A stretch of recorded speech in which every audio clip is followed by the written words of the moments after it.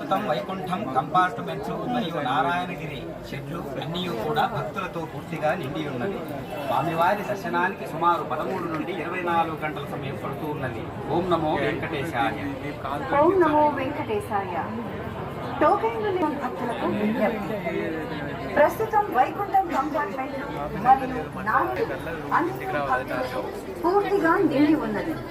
స్వామివారి దర్శనానికి సుమారు 13 నుండి 20 సమయం పడుతున్నది. ఓం నమో వెంకటేశాయ. ఓం నమో వెంకటేశాయ. టోకన్கள் இல்லாத తిరుమల శ్రీవారి దర్శనం కోసం భక్తులు అనవసరంగా లగేజీ తీసుకునే చోట, సెల్ ఫోన్లు భద్రపరిచే చోట 2 నుంచి 3 గంటల సమయాన్ని వ్యర్థంగా టిటిడి వారు ఉపయోగిస్తున్నారు. దీనికి మారుగా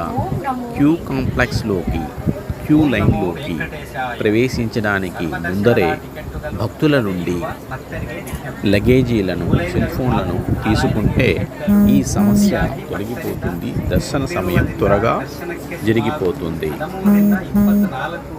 అలాగే భక్తులను చాంతాడంతా క్యూ లైన్లలో ప్రవేశపెట్టి అధిక సమయం నడిపించడం వల్ల పెద్దలు, పిల్లలు, ఆడవాళ్ళు, ముసలివాళ్ళు చాలా ఇబ్బంది పడుతూ ఉన్నారు. వారందరికీ కూడా సరైన వసతులు, సౌకర్యాలు కల్పించడం కష్టంగా ఉంటుంది. దీనికి మారుగా వైకుంఠం క్యూ కాంప్లెక్స్ 3, 4 నిర్మిస్తే మంచిది. అది ఉత్తమం అవుతుంది. అది లేకుంటే దేవాలయం చుట్టూ ఉన్న గ్యాలరీలలో ఒక వ్యవస్థను ఏర్పాటు చేసి షెడ్యూల్లాగా నిర్మిస్తే అక్కడ నుండి క్యూ లైన్లకి నేరుగా అటాచ్మెంట్ చేసే అవకాశం ఉంటుంది.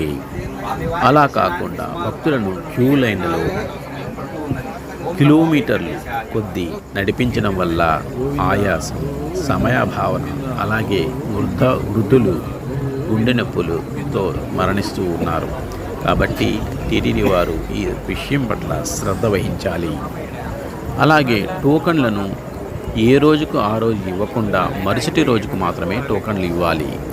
ఎమర్జెన్సీలో అత్యధిక అవసరం కొరకు వారికి 300 రూపాయల టోకన్లను గతంలో వలె ప్రవేశపెట్టి పరిమితంగా 10-15 వేలు మాత్రమే ఇవ్వాలి. అది కూడా మరుసటి రోజుకి. సర్వదర్శనంలో మాత్రమే ప్రతి రోజు కూడా అనుమతి ఇవ్వాలి. వేరే అనుమతులు ఇవ్వకూడదు. జై శ్రీరామ్, జై శ్రీరామ్. ఈ బాధ్యతలు నెరవేరిస్తే భక్తుల కష్టాలు తీరినట్లే, ఉపశమనం